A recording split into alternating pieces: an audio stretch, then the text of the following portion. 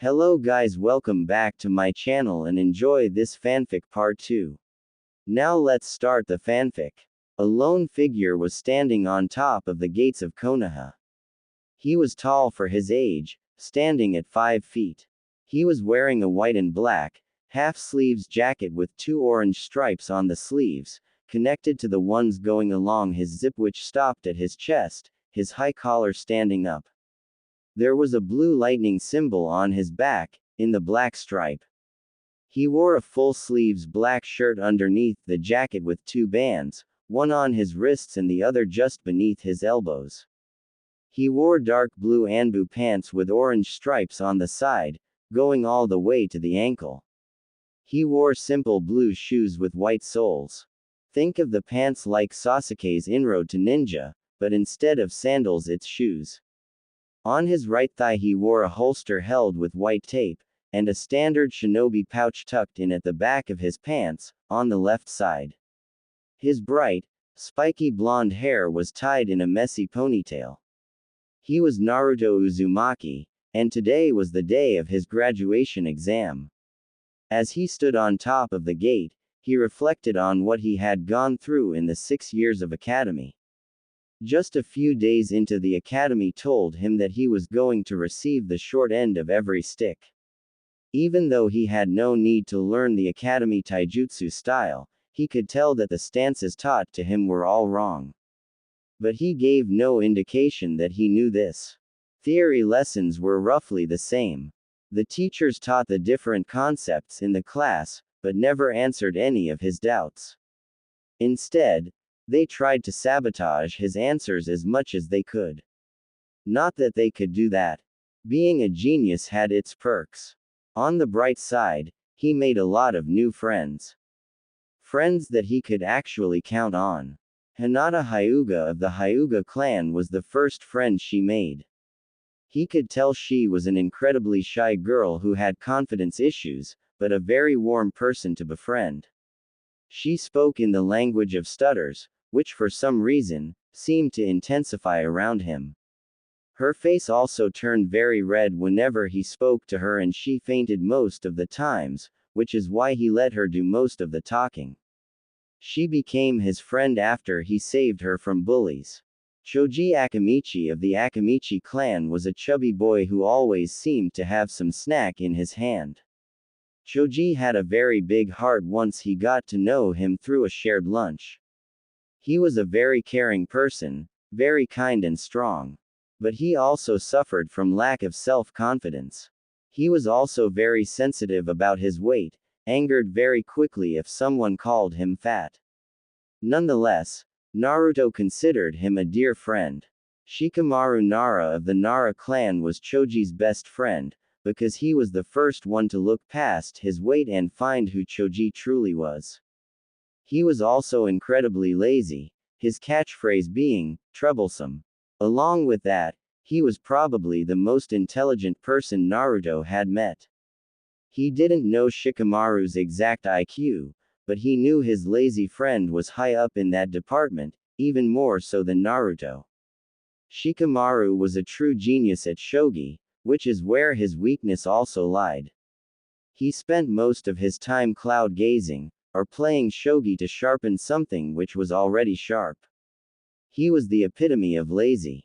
But Shikamaru and Choji were Naruto's closest friends. They even took part in the occasional prank that Naruto played. They even enjoyed the punishments they got together after testing their teachers, Iruka Yumino's patience. Every moment he spent with them, a strong desire to protect them pulsed in his heart. Kiba Inuzuka of the Inuzuka clan was more of an annoyance that grated on his nerves. He was short-tempered and impulsive, which did not help him at all. He was also headstrong, which was probably the reason he got very easily angered in his spars and made mistakes. He always carried his ninkin, Akamaru, with him at all times. Akamaru was a small puppy who fit in Kiba's jacket. He always responded to Kiba's nonsense and was always on his side. He held a one-sided rivalry with Naruto and Sasuke.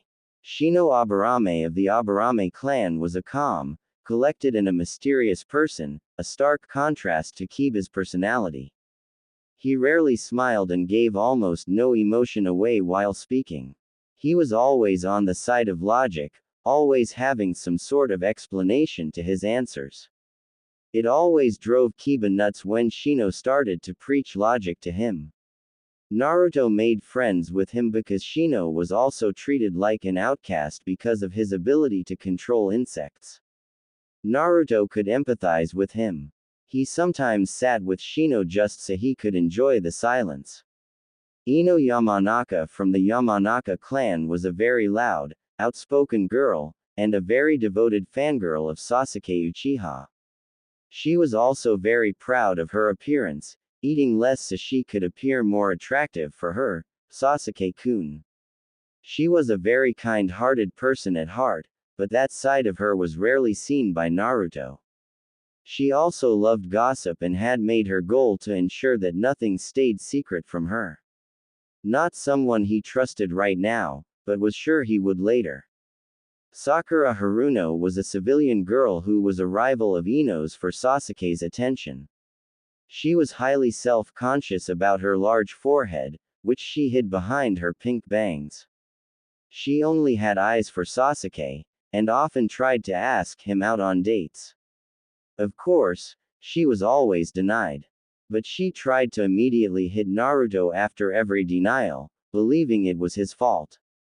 Of course, Naruto never allowed her to hit him, but simply avoided her. There were times though, when he suspected she had split personality disorder. He didn't trust her at all. These people were the only ones who were worth acknowledging. The rest of them simply treated him as the rest of the village did. But there was one person who was closest to Naruto's heart out of all of them. Iruka Umino was his class instructor. He at first thought that Iruka was just like the others. But somewhere down the line, when Iruka scolded him for one of his pranks, he was surprised that he cared for him enough to scold him. He then started treating Naruto for who he was, instead of what he contained. He occasionally took Naruto to Ichiraku Ramen to eat his favorite dish and was very kind to him. Naruto always felt that Iruka was perhaps the only person who he felt a familial relationship with aside from the Sandaime. Sasuke Uchiha was, in the simplest terms, a Class A douchebag. He always acted like he was the god's greatest gift to mankind. In short, Naruto was stupefied how arrogant Sasuke was. He always brooded in class, which somehow his fangirls perceived as cool. He had perhaps the strangest personalities Naruto had ever seen. A mixture of superiority and inferiority complex. Naruto hated how Sasuke was labeled a genius, when he really wasn't. Genius was what Naruto would call the Yondaime Hokage, the Nadaime Hokage, Kakashi Hatake and Itachi Uchiha. Not Sasuke. Sasuke always evaluated new people that he met. If they were weaker than him, he would arrogantly disregard them, feeling they would hold him back. If they were stronger, he would relentlessly try to surpass them, believing he should be their equal, if not stronger. This infuriated Naruto the most. He hated how Sasuke believed that he should have no equals. He knew how Sasuke's clan was massacred in a single night by the prodigy of the Uchiha clan, Itachi. No one knew why he had done it, but it had left Sasuke deeply scarred. Naruto tried to befriend him at first, thinking the lone boy could use a friend. Instead, he was rudely rejected and outright insulted. Sasuke had said that he had no wish to befriend the class clown, who was also the dead last. Since then, Naruto simply stopped interacting with him outside spars, where he forced himself to lose every time. He did not want to reveal all his cards just yet. But on the inside, he had a desire to be acknowledged by him. His training had gone very well in the last 6 years. He had finished his taijutsu training in 1.5 years, with 6 additional months of self-training. After that, Anko had proudly declared him to be a master of the snake-style taijutsu after getting stalemated in a spar with him. It was after this he had started creating his own style, using the snake style as foundation.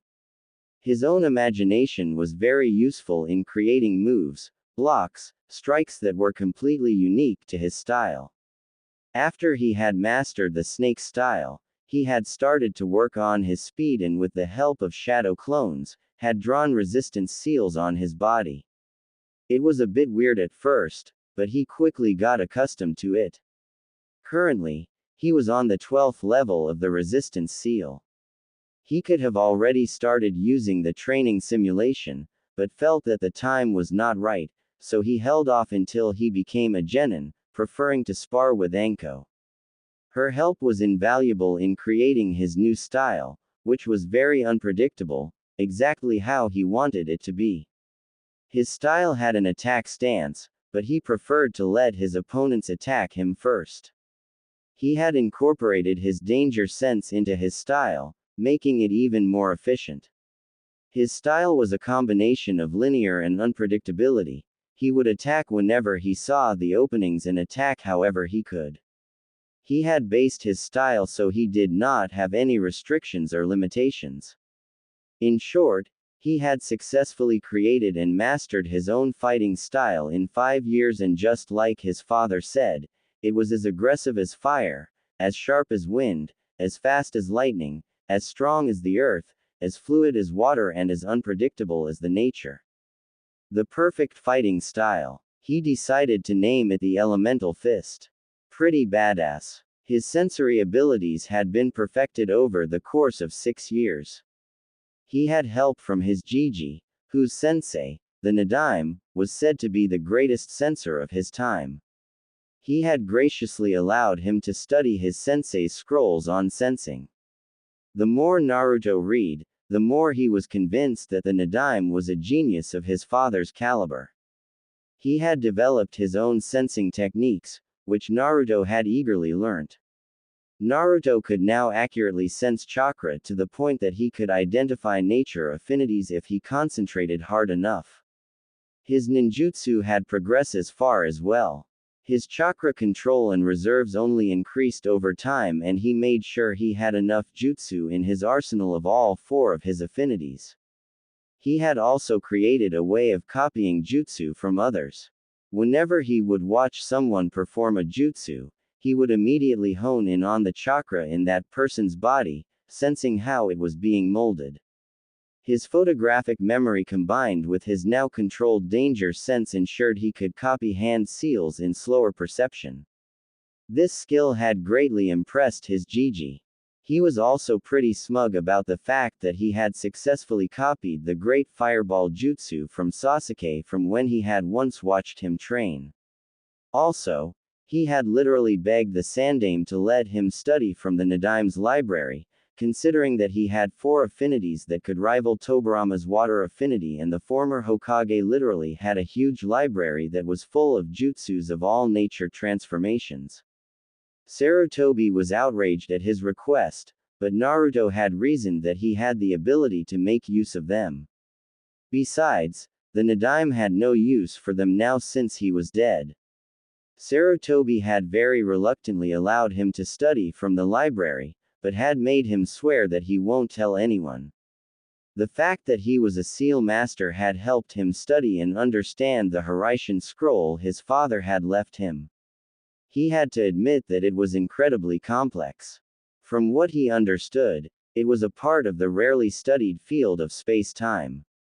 It was a perfect combination of ninjutsu and fuinjutsu. His father had left him an astounding amount of chakra theory for him to recreate the jutsu. In summary, it was using fuinjutsu to create a temporary tear in space-time, traveling through it and appearing on the other end near instantly. It relied on the principle of teleportation. Once you enter the tear of space-time, your body is dispersed into millions of particles of chakra that reassembled just before you exited the space-time. Naruto's challenge was in recreating the Jutsu Shiki seal formula. His father's famous kunai had only 5 kanji on it that he used very successfully. The scroll was enormous, even with his father's improved notes. He had to shorten it, just like his father did, into 5 or 6 kanji. At first he had made the mistake of using his father's formula, imprinted on a kunai, the difference being that instead of his father's chakra, it was his. It even sort of worked, but he slowly discovered the problem in that method. It was taking him too long to sense the kunai, he was wasting chakra as well. He had then reread that every Hiraishin formula was unique to its user. He had to painstakingly start from scratch to build his own formula, which would require a lot of time. 2 months of curses and ink marks later, he had proudly created his own Hiraishin formula, with a few interesting modifications of his own. He had modified his formula so that instead of sensing the kunai and forcing yourself into the space-time, which had become easier with his own formula, he maintained every weak link with whatever he had put his formula in. Whenever he molded chakra and honed on a particular kunai, the link would instantly teleport him, without him having to force himself through. He now required significantly less chakra to use Hiraishin, and sensing the kunai became easier. His formula was 4 kanji symbols forming the phrase, fall down 7 times, stand up 8. It was his proudest creation yet. There was one last modification he had made, but gave credit of it to Kurama. Kurama had very strategically pointed out that he would not be able to use Hiraishin in places where there is water. For 4 days straight, he worked on another formula which would allow his kunai to stick on water surface. When he had finally tried the Flying Thunder God, he was ecstatic. But he also discovered the jutsu's disadvantages. It took time getting used to. It took him 37 successful teleport attempts to end up on the other side without nauseating. He still ed at genjutsu. No matter how hard he tried, he couldn't perform a single one. But thanks to his sensory abilities, he could easily break out of one. But this hadn't been tested as of yet. Kurama had very patiently told him that due to the abundance of yang chakra in him, he could never perform genjutsu, which required yin chakra. He had pondered on whether to learn kenjutsu or not, but something inside him, not Kurama, told him that he was not cut out for it. To compensate for it, he had perfected his fighting with dual kunai held in reverse grip. He also knew that he could coat the kunai with wind chakra to sharpen it and lengthen its reach, but had yet to try it out in a real fight. An important thing he had discovered in the last 6 years was that he was alone. He knew that before as well but had no idea how bad it was. Whenever the parents would come pick their children up, they would turn scornful gazes on him. It cut him every time, but he never allowed it to show on his face. He simply covered with a bored, indifferent look. He had developed a technique of his own after learning the Shunshin no Jutsu, just for battle purposes. The Shunshin simply took too much time for his taste, and he did not want to become too reliant on the Hiraishin. Therefore, he created Shunpo, the flash step. He would focus his chakra into his leg and would vanish in a sudden burst of speed. He created this for short-distance purposes in a fight.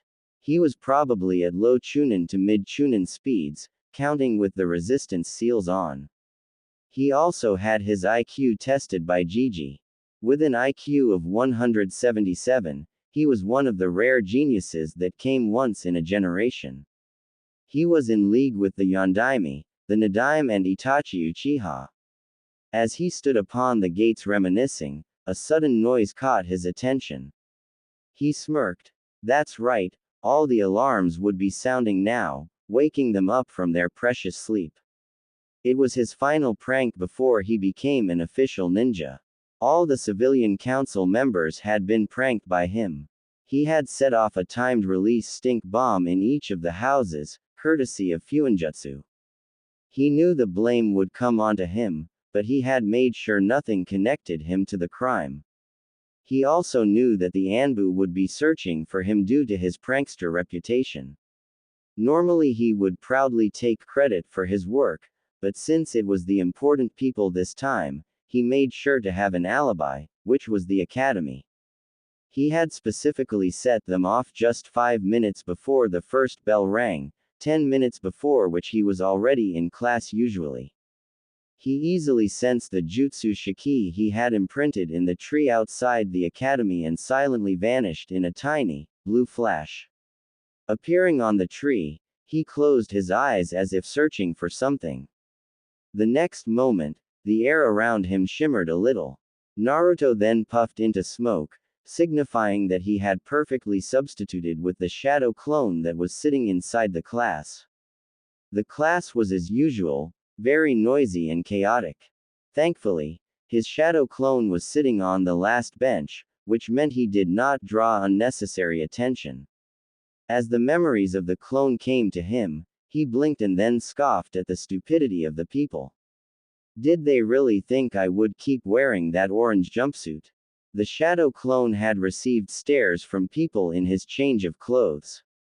Sakura had yelled at him to not act like he was cool, but he had ignored it easily, as was his habit. The clock struck 8, and Iruka-sensei entered the classroom followed by Mizuki-sensei. Naruto hated him. Mizuki always tried to fail Naruto in all the tests by casting genjutsu on them, making them appear tougher. But Naruto paid no mind and continued writing the wrong answers to maintain his facade of dead last. He gave no indication that he knew of Mizuki's pathetic ways to fail him. Finally, the class settled down and Mizuki handed out the papers. As he gave it to Naruto, a very ugly sneer appeared on his face, kind of like a sick smile. Naruto looked at his paper and back to Mizuki, who seemed to be glowing with triumph. Naruto sent an "Are you kidding me?" look mixed in a deadpan stare. He then promptly dispelled the genjutsu on the test, making a blank page appear. "So this is your game?" he thought with amusement. Raising his hand, he said in a cool tone that perfectly matched his facial expression of bored indifference, "Mizuki-sensei, I believe that you put this blank page here by mistake."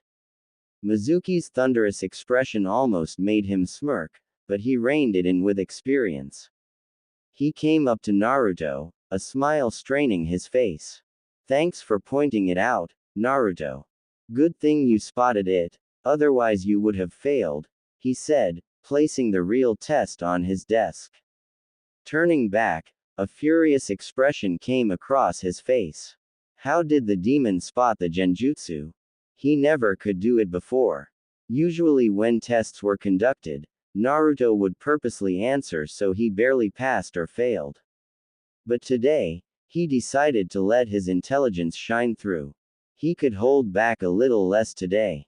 He finished the paper with 20 minutes to spare, but kept the appearance of writing as to avoid suspicion. He could see that Sakura and Sasuke had also finished roughly at the same time. It was not surprising since Sakura was considered the class bookworm and Sasuke was quite intelligent. Everyone else finished at roughly at same time around. After collecting their papers, Iruka-sensei called out, "All right everyone, next section will be weapons. Proceed to the practice fields." Naruto waited in the crowd for his turn. Since it was alphabetical order, he was pretty much in the last. He watched as Sasuke's turn came and observed as Sasuke hit all the 10 bullseyes for kunai and shuriken, save for one. 9 bullseyes out of 10 was the highest score yet. Finally, it was his turn. He went in front of the crowd and to the box where the shuriken were kept. He took 5 of them out and holding 3 in his left hand and 2 in his right, threw them all simultaneously. He watched as they all hit bullseye with boredom, as if he did this every day. He proceeded to do the same with kunai. The whole class was shocked and gaping at what they saw. Naruto Uzumaki, the class clown and dead last, had beaten Sasuke Uchiha's score very easily. The said Uchiha was frowning heavily. not liking that the dead last of the class had beaten his score, that too looking as if he was barely concentrating. Iruka was shocked as well. Naruto never displayed such skill before. Gee, good job, Naruto. You have the highest score in the class, he complimented, before moving on to the next student, not noticing that Mizuki was barely keeping himself from strangling the blonde. The said blonde turned in his direction and gave a smirk, infuriating him even more. After the weapons part of the exams was over, Iruka called out, "Everyone, gather around for the taijutsu portion of this exam." Naruto frowned minutely at this. Every time they practiced taijutsu, he was always up against Sasuke, no doubt because Mizuki wanted to see him lose. This time would be no different. He was right. "Sasuke Uchiha and Naruto Uzumaki, please enter the ring," Mizuki announced almost gleefully. He was fully prepared to see Naruto beaten down, and if he was lucky, he could fail him. "Beat Baka Naruto, Sasuke-kun," Sakura screeched, causing many people to cover their ears. Ino supported her by shouting as well, "Show him you're the best, Sasuke-kun." Naruto could have sworn that he saw blood coming out of Akamaru's ears. Almost no one cheered for him, but his sensitive ears caught a soft-spoken voice saying, "Gee, good luck, and Naruto-kun." He smiled in thanks at Hinata, who fainted at his smile. He then turned his attention towards Sasuke, the same bored look from before back on his face. Sasuke stepped in with a serious frown, still feeling upset that the Dobi of all people beat him. Naruto still had the infuriating look of bored indifference on his face, as if he barely considered Sasuke a challenge. Sasuke almost snarled, "That Dobi is mocking me." "Hajime," Mizuki called out and jumped out of the ring. Sasuke slid into his clan's fighting style, the Interceptor Fist. Since it mainly relied on the Sharingan, he could not use it to his full potential. "But I don't need the Sharingan to beat Dobi of all people," he thought smugly. But wasn't prepared for what came to him.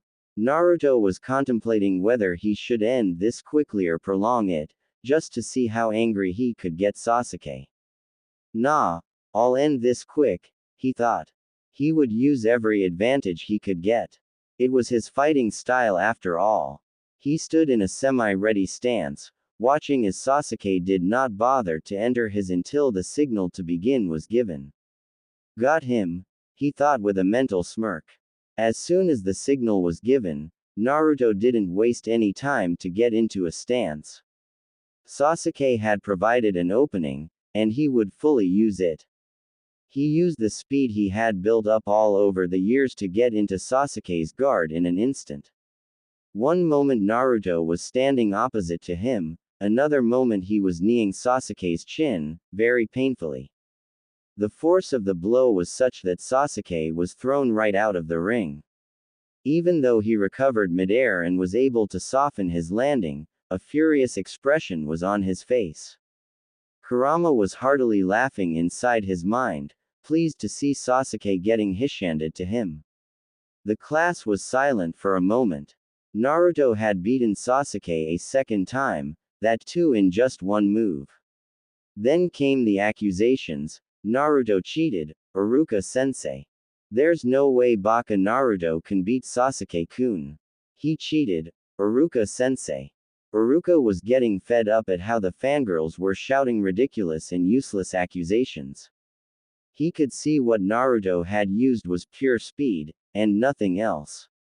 "Shut up. Naruto has not cheated. If anyone knows better, speak up." Naruto was watching the drama unfold with hands crossed across his chest, amusement dancing in his eyes.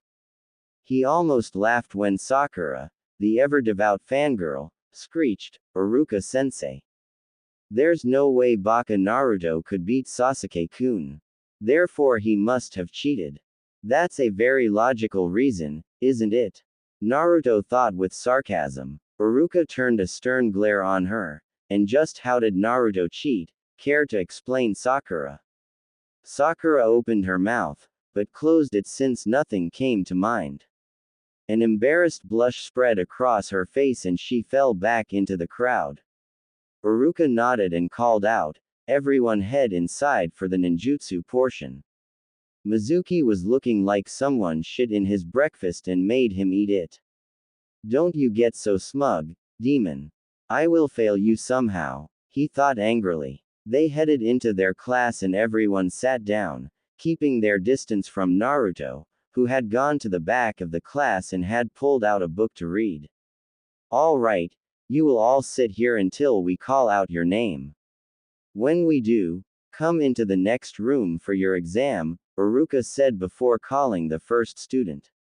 Sasuke had long since gone back to brooding again, though this time he had a faint aura of anger around him. "How is the dobi so good? I never saw any signs of skill in him and every time he was the last in class, so why was he able to beat me that easily? It doesn't make any sense," he thought furiously. Soon enough, it was Sasuke's turn. He went out of the door and returned 5 minutes, a hit on his head. He smirked in the direction of Naruto, but grit his teeth when he saw that Naruto wasn't even paying attention to his surroundings, he was too engrossed in his little book. "This book is very interesting," he thought as he read the tips and tricks of Fuinjutsu written by his parents. So engrossed he was that he almost missed his name being called out. He snapped his book shut and put it in his pocket. He then proceeded into the next room. Iruka and Mizuki were sitting on chairs, a desk in front of them. Mizuki watched with barely hidden glee. "Today you will fail, demon." "All right Naruto, perform the Henge no Jutsu," Iruka instructed. Naruto nodded and formed the ram seal. A puff of smoke later, the Yondaime Hokage was standing in front of them. Iruka smiled. Naruto was full of surprises today. "Very good, Naruto. Now perform the Kawarimi no Jutsu." Naruto nodded and a second later, Mizuki was sitting on the ground, wondering how he came there. A second later, he turned furious eyes onto Naruto, who was looking a little too innocent. "I'm sorry sensei, are you okay?" he asked, with fake concern in his voice. Mizuki got up and brushed himself. "I'm okay Naruto, don't worry," he said with gritted teeth. Iruka nodded approvingly. "Excellent Naruto, you performed it without smoke and without seals too. You get extra points for that." He looked up from the paper and said, "Lastly, perform the Bunshin no Jutsu." There was some fear in his voice. Naruto could never perform it perfectly. But Naruto surprised them yet again. Holding up a half-ram seal, there was a puff of smoke and 3 Narutos were standing in front of him. Of course, they were actually Kage Bunshin, but they didn't need to know that. He was actually proud that he only needed a half-ram to execute Kage Bunshin, instead of the full seal. Mizuki watched helplessly as Iruka declared Naruto passed and told him to pick between black and blue. Naruto picked the blue hit and asked if Iruka could tie it just beneath his left jacket sleeve. Walking out of the room, he saw that the class was giving him the same, gaping look, again. Annoyance passed on his face. "What are you looking at?" Kiba pointed an accusing finger at him, a shocked look on his face. "You got a hit. Naruto simply gave him a deadpan stare. Slowly clapping he sarcastically drawled, "Well done Kiba, you now have a firm grasp of the obvious." Snickers erupted in the classroom as Naruto made Kiba feel stupid with a single statement. Kiba prepared to pounce on Naruto when Iruka entered the classroom. Everyone settled down. After everyone was seated, he said, "Those people who have passed will come tomorrow in the morning for team assignments.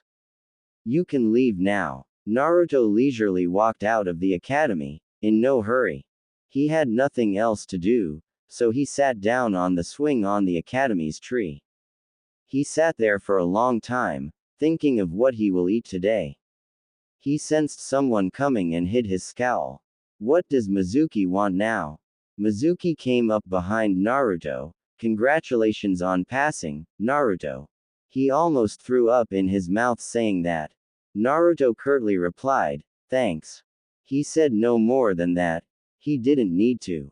Mizuki approached him, so he will be the one to talk.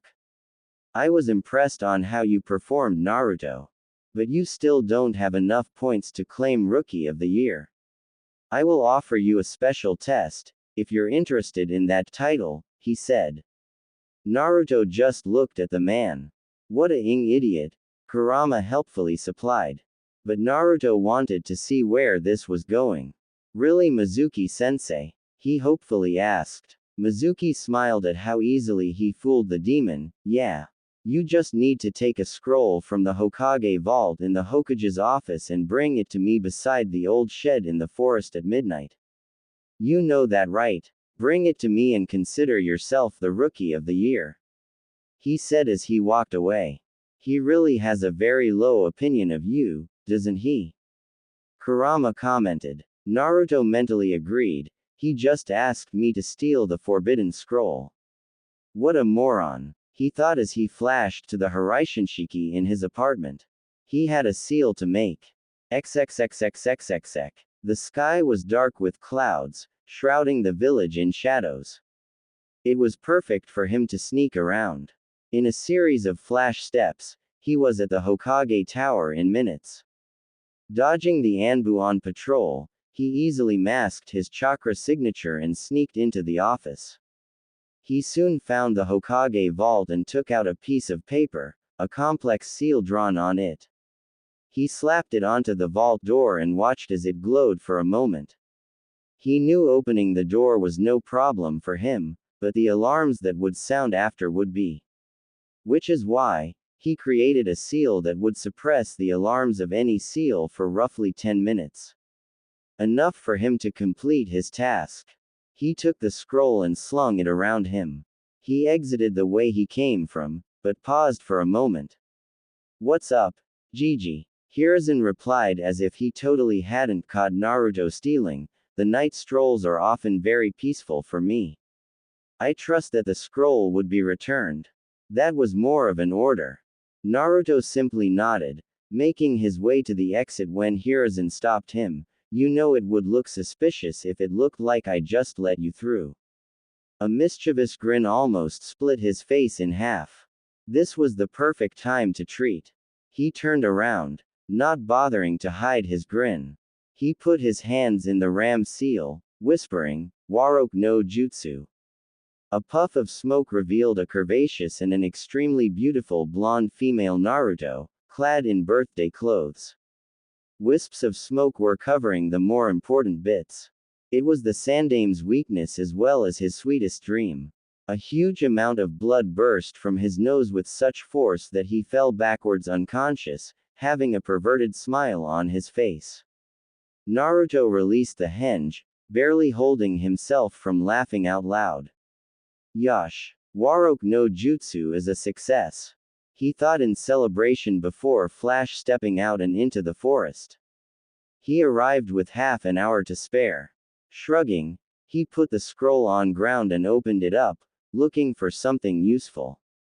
He found the cage Bunshinalong with its explosive counterpart, Bunshin Daibakua. He also found the Gojo Kibaku Fuda, a jutsu created by the Nadaime. It was about self-replicating explosive tags.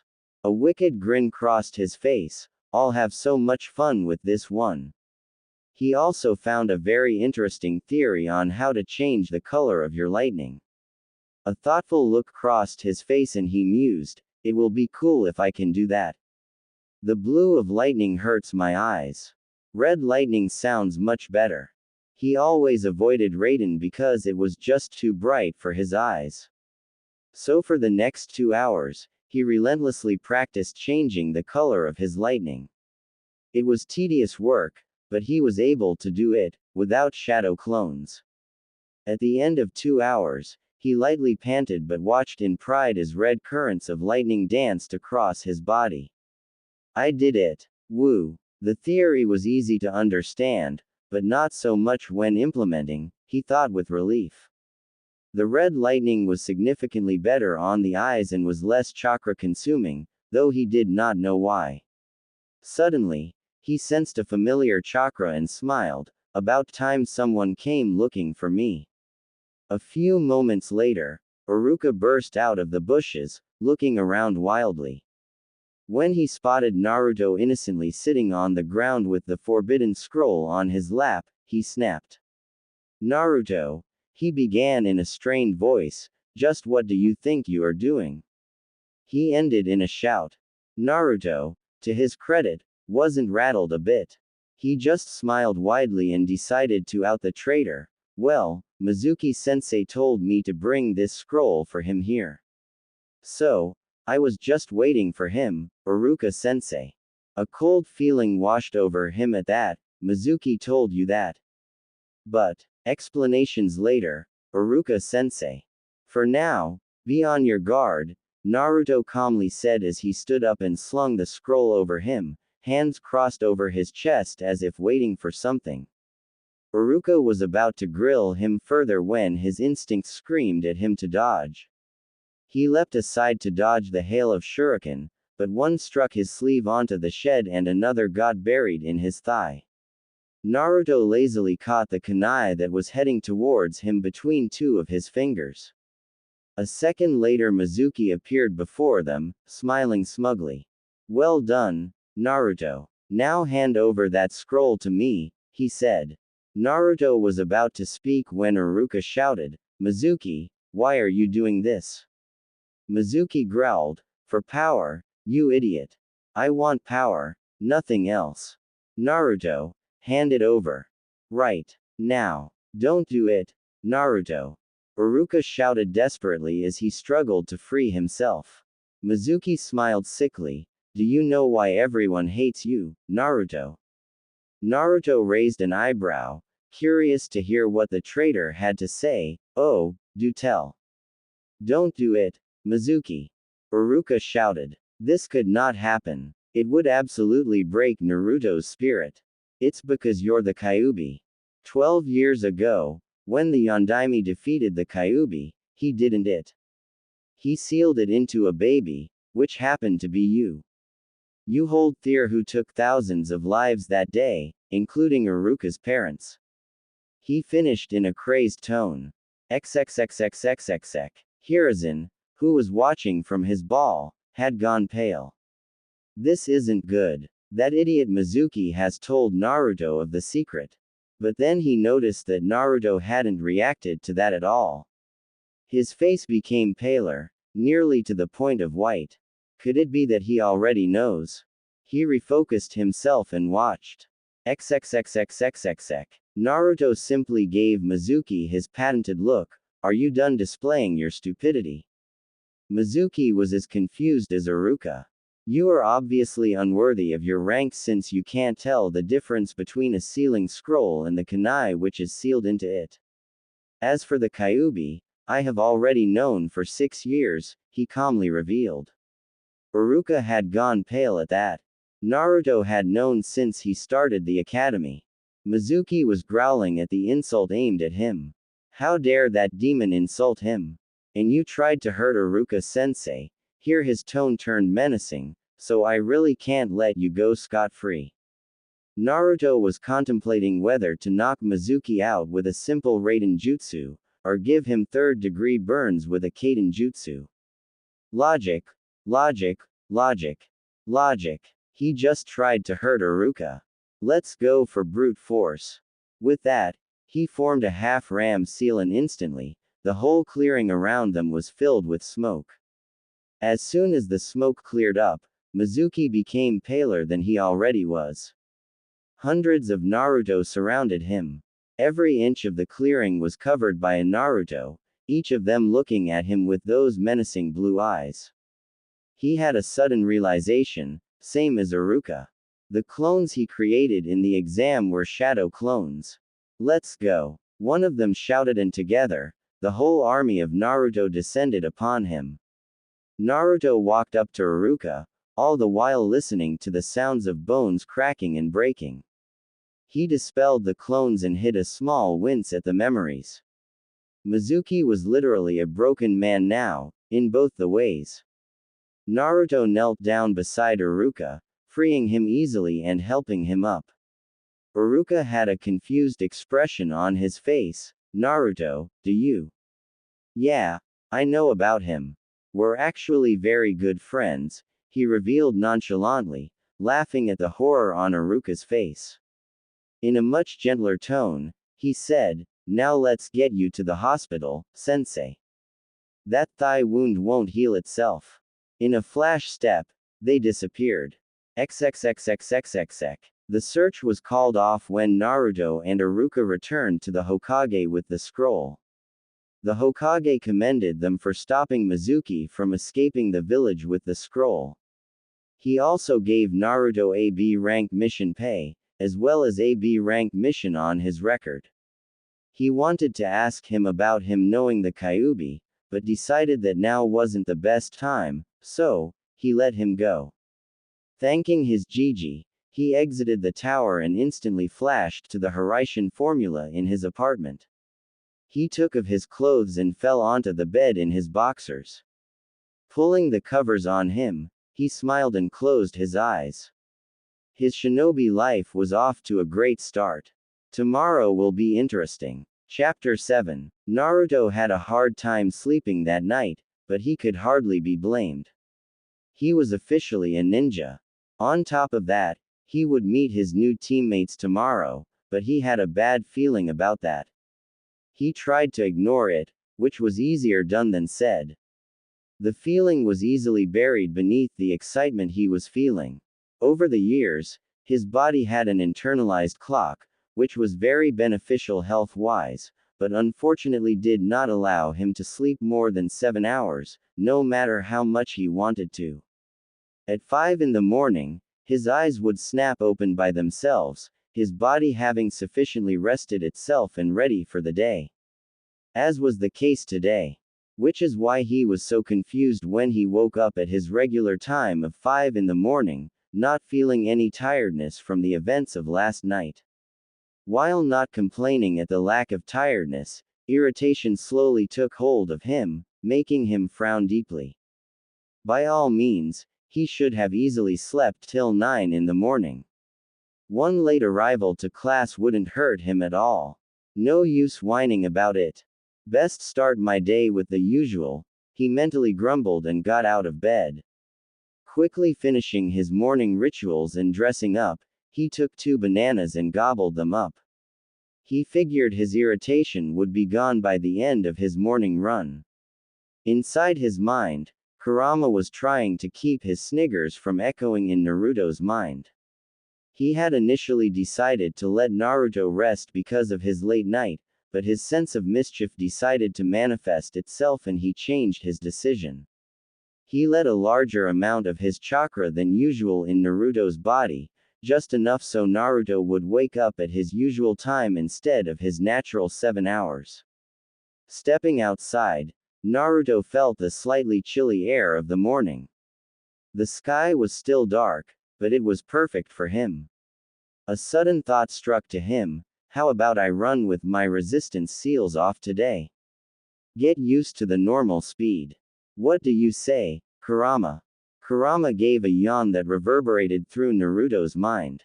He forcefully clenched his jaw to prevent his own from happening.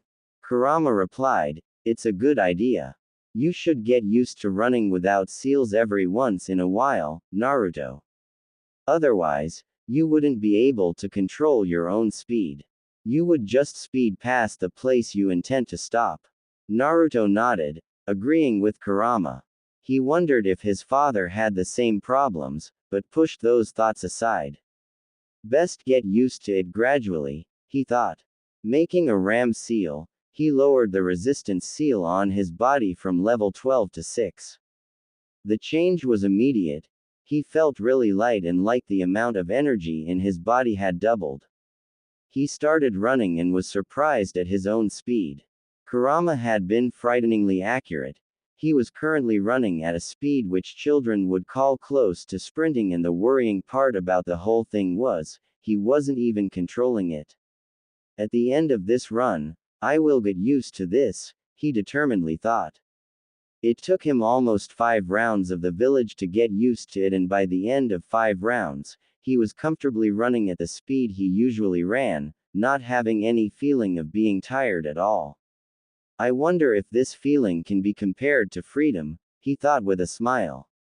Running without a care in the world, feeling as if nothing is holding you back.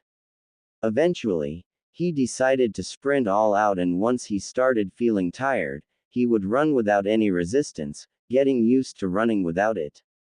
After another 1.5 lap of sprinting, he began panting and figured that the time was right to release the seal. He was just about to do it when he saw something ahead of him. He was closing on a person wearing oh God, is that a spandex jumpsuit?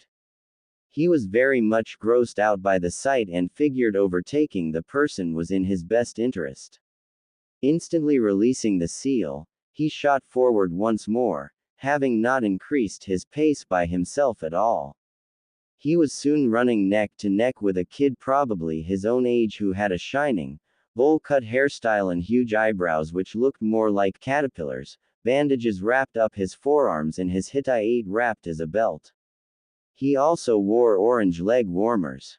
The kid glanced towards him and flashed a brilliant smile of white teeth shining like metal. He spoke in a loud voice, "A very youthful morning to you. May I know who you are?" Naruto rose an eyebrow at the loud voice. Perhaps this is his normal way of speaking, he mused. Somehow, a quiet voice did not suit this kid. And what is with the youthful morning? Outward he said, "Good morning. It is nice to see someone else running at this time. My name is Naruto, by the way." He expected the usual frown of disgust and hate, but he did not expect the kid to react. "My name is Rock Lee, Naruto-kun. You seem like a very youthful person, running at this speed in the early morning. You are clearly basking in the springtime of youth." Naruto stared at him as if he was speaking an entirely different language, which he probably was because he didn't understand a word of what he said. Inside his mind, Kurama had kept his eyes shut tightly. He had already scarred his mind by seeing Lee. He did not want to go insane from seeing him in motion. Naruto did the only thing he could without upsetting the boy. "Hey, Lee, how about we talk later? I'm in a bit of hurry." Saying that, he sprinted ahead at full speed, leaving Lee to taste his dust. He felt bad about leaving him like that because there was a chance that that boy would be his future comrade, but he wanted to get used to his mannerisms slowly. The youth coming from Lee terrified him. Lee stared at the dust with wide eyes. Stars seemed to twinkle around him. "What youth? To be faster than me with my weights off. Guy-sensei will be so surprised when he hears of this." Shouting this, he ran off in his own cloud of dust. Naruto ran full sprint until he reached his house. Climbing up the stairs, he thought about what he had observed while talking to Lee. While the bandages covered almost whole of his forearms, the fingertips were exposed. And they were scratched and bruised, heavily. That indicated that Lee trained his off every day. He also sensed Lee's chakra, which was so low that someone would mistake him for a civilian. Which probably indicated that Lee was running on pure speed, without any chakra. That meant Lee was a pure taijutsu type fighter. The amount of hard work it must have taken to achieve that speed. Lee has my utmost respect for his hard work, he thought with admiration. Kurama agreed, a genius of hard work, he truly is. Taking a quick shower, he dressed in his clothes from yesterday and quickly ate a cup of instant ramen, justifying it as a good day and easily ignoring Kurama's exasperated shake of head and adjusted his Hittite beneath his left shoulder. Taking a final look in the mirror, he nodded to himself and left his apartment. Hopping on the rooftops gave him a rare sense of thrill, which not many shinobi felt because of it being unusual for them. But many shinobi did not perform tricks on the rooftops as well. The flips in every sort of cartwheel he could think of were performed with the highest level of precision. His every landing, flip, roll was perfectly executed. The people below stared at him. Some were the usual glares, while a few of them had expressions of awe. It was rare for them to see performing such tricks on rooftops with such expertise. Of course, Naruto was too lost in the thrill to notice. Before long he had reached the academy. As he walked through the gates, a sense of apprehension gripped him.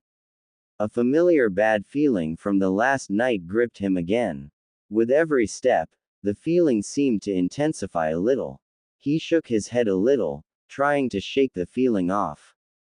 Today will go well, he assured himself. XXXXXXX. Hiruzen looked at the Jonin assembled in his office. Each of them would be assigned a team of genin. He had to choose carefully who received which team. The future of Konoha had to be handled extremely carefully. He glanced at the Jonin standing at the right-hand side end of the line. Kakashi was sort of glaring at the old Hokage. Usually, he would be late to the meeting by a good 3 hours unless he was receiving a B rank mission or higher, but the Hokage had threatened to burn his Ika collection, even his hidden collection. So he was forced to attend on time. But that did not prevent him from glaring at the Hokage. Hiruzen distributed the first 6 teams and asked them to leave, before turning his attention to the more important teams. Team 7 would be led by you, Kakashi, he said, giving the Jonin a nod. Team 8's leader would be Kuranai. Since Team 9 is still in circulation under Guy, Team 10 would be led by Asuma. Kakashi, stay behind. I have to talk to you. As the other Jonin left, there was a noticeable change in Kakashi's posture. The lazy look was gone from his eye, replaced with seriousness. He stood straight with his hands behind his back and back straight, looking at the Hokage. What do you want from me, Hokage-sama? Hiruzen's seriousness of the topic was clear in his voice. Kakashi, you have been given the most important team of all. Since Sasuke Uchiha is on this team, the council will probably force you to pay more attention to him, teach him the ways of Sharingan and all your jutsu. But you will not play any favorites. Is that understood? His voice was like an army commander at the end. Kakashi nodded. Hi, Hokage-sama. Hiruzen then motioned for the Anbu to leave the room. Once the room was completely secure, he leaned forward on his desk, chin resting on his hands. He suddenly seemed to switch from a serious personality to a weary one. Kakashi, Naruto will be on this team as well. That single sentence seemed to bring out Kakashi's memories that he did not want to remember. Memories of his sensei, memories of how he failed to protect Naruto from the villagers. I will not fail this time. You can count on me, Minato-sensei, he thought with resolution. Hiruzen continued in his grave tone, the council will probably tell you to ignore him as much as you can. But you will not do that to the only person who is connected to Minato, would you? Kakashi shook his head and spoke with steel in his voice. No, Hokage-sama. I am astounded that you would even say that. Hiruzen, however, was unfazed by the outburst. I had to check, Kakashi. I'm sorry for saying that. Kakashi nodded absent-mindedly, his mind already making plans on how to deal with his new team. A thought occurred to him and he asked Hiruzen, is there anything I should know about my team? Hiruzen leant back in his seat, taking a deep breath and blowing the smoke out. I could give you the files of your students, but observing firsthand is a better way. Won't you agree, Kakashi? Kakashi seemed to be in thought for a moment and then I smiled. Perhaps, this time he will be able to correct his mistakes. XXXXXXX. Entering the classroom, he saw that only half of those who had graduated were there. Eyes roaming, he spotted his friends Shikamaru, Choji, Shino, Hinata sitting in their usual places. Shikamaru was dozing off as usual, Choji was eating potato chips, Shino was examining his bugs, and Hinata had turned red as soon as she saw him. She began poking her index fingers together, avoiding eye contact. He also saw other kids who had graduated, playfully shoving each other, talking about everything and nothing at the same time. He was about to go to his usual seat in the back when he sensed a familiar chakra approaching. Turning to the door, he narrowed his eyes. Sasuke Uchiha had entered the classroom. He looked very different from yesterday, wearing a navy blue high-collared short-sleeved shirt and white shorts with holster tied on his right thigh. He also wore white arm warmers and hitai tied on his forehead. He still had his usual air of arrogance and smugness around him. His posture carried confidence, which was clouded by arrogance. His coal-black eyes roamed the classroom until they settled on him. Naruto saw some anger seep into them, still sore about yesterday, Sasuke. He thought. Sasuke marched up to him, his hands in his pockets, implying that he had no intention of attacking Naruto. He stopped a feet away from him and looked in his eyes with almost a burning intensity, his narrowed eyes showing that he would be keeping an eye on him from now on. Naruto narrowed his own azure eyes in return, the cold intensity of them as cold as ice in response to Sasuke's fire. His eyes conveyed his response very clearly, "Bring it, Sasuke."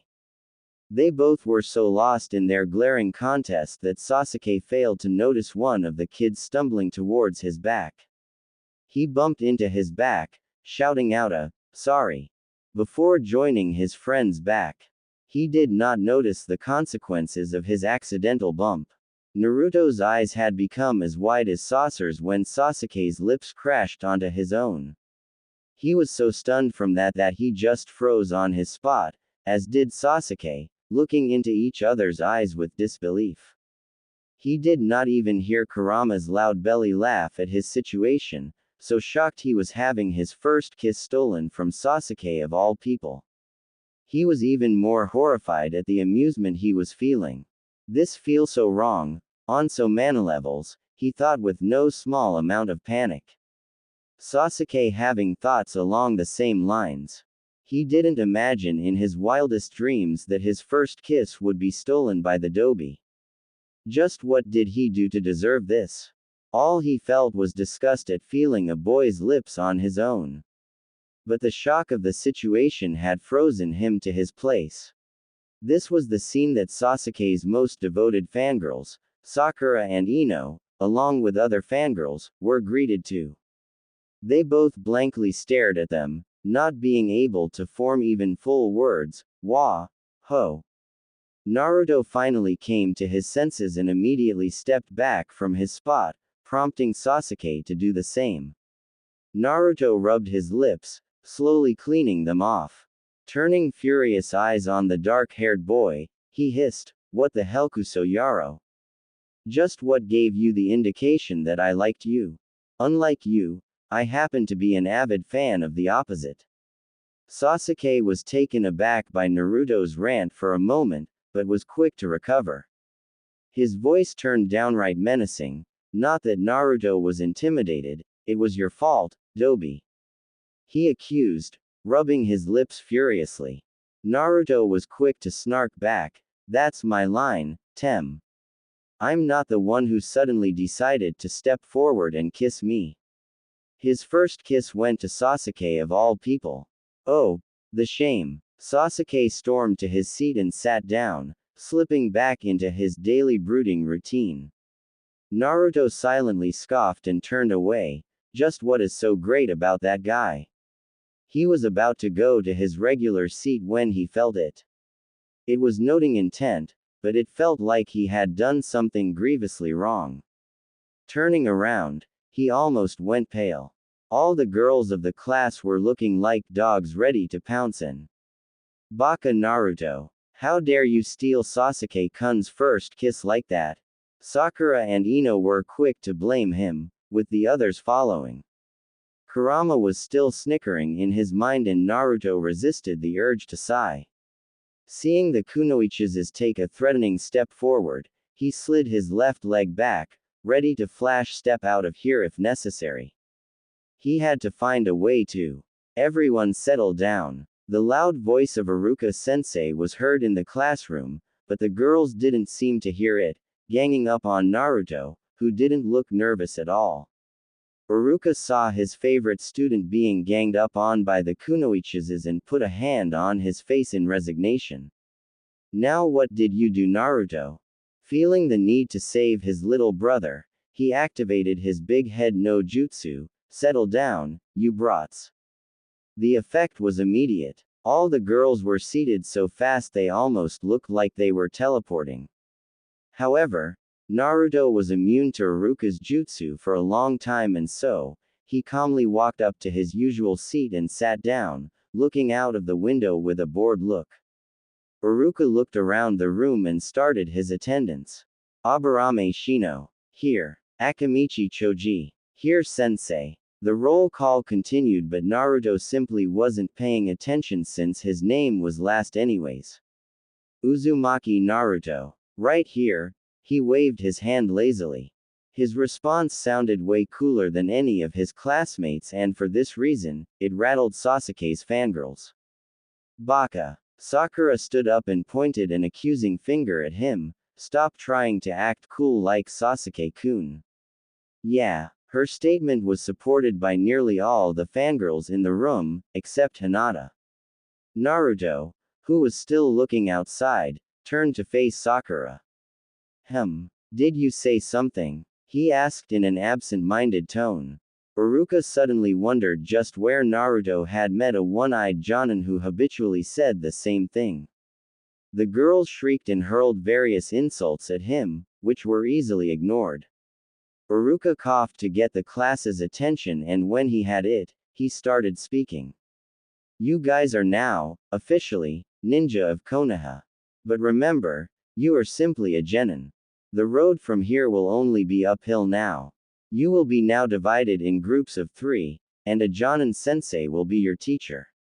Everyone had different thoughts about this.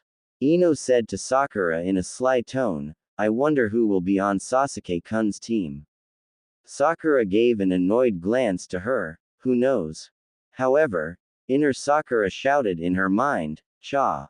I'm the one who will be on his team. Sasuke thought with a small amount of irritation, a team of 3. Che. They will only burden me and hold me back. Iruka then began announcing the teams. It took a while, but he finally announced Naruto's. Uzumaki Naruto. Naruto paid close attention at that. Haruno Sakura, causing a depressed cloud to appear on top of her. I'm on a team with Naruto. Why? Naruto had a more expressive reaction. A purple cloud seemed to form over his head and he banged his head on the table. My life, he groaned. Many felt sorry for the poor bastard, despite not being his friends. No one deserved Sakura as a teammate. Even Kurama was whispering comforting words such as they could hurt and bury the body. And Uchiha Sasuke, Iruka announced the last name. This time Sakura jumped in joy. Turning around, she flashed a superior smirk at the flabbergasted Ino, who was clenching her fists. Inner Sakura was shouting in joy, Cha. True love always prevails. Shikamaru Simple muttered, troublesome.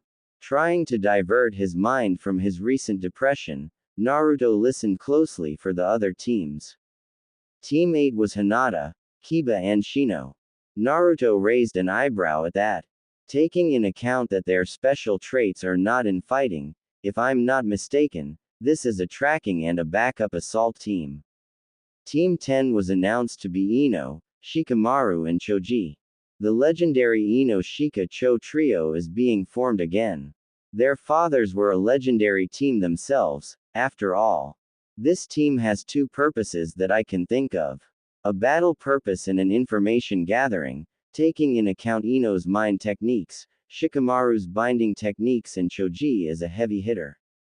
Not bad at all, he thought with a smile, impressed with Gigi's choices of team members.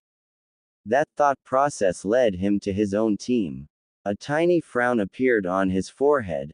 Sakura doesn't possess any specialties, except her high level of chakra control. Sasuke could be considered a specialist in ninjutsu due to his Sharingan, but that depends on his chakra capacity. He is an expert in shurikenjutsu, which is to be expected considering who his brother was. His taijutsu will grow by leaps too, once he awakens his Sharingan.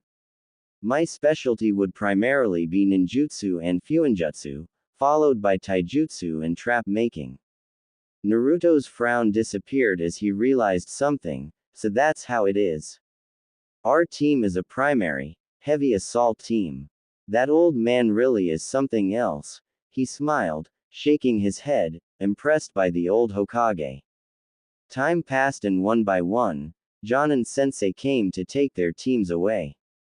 Team 8's sensei was a beautiful woman named Kuranai Yuhi and Team 10's sensei was a large man who looked like a bear and held strong resemblance to Gigi.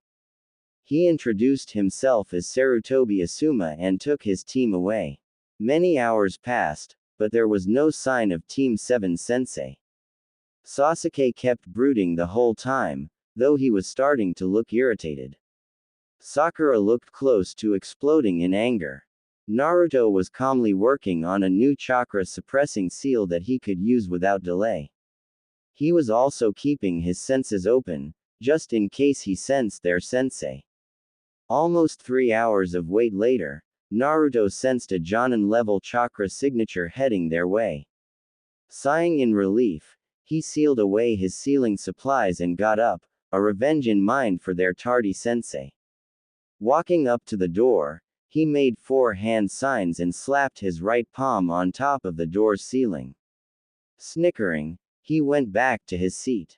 That was a seal that had successfully worked on Gigi. There was no reason it wouldn't work on their sensei. Sakura and Sasuke were curiously watching Naruto. When Naruto applied his seal, they realized for the first time that Naruto was the tallest member of their team. Sakura asked him, "Naruto, what was that?" in her usual tone of "I'm your mother Naruto."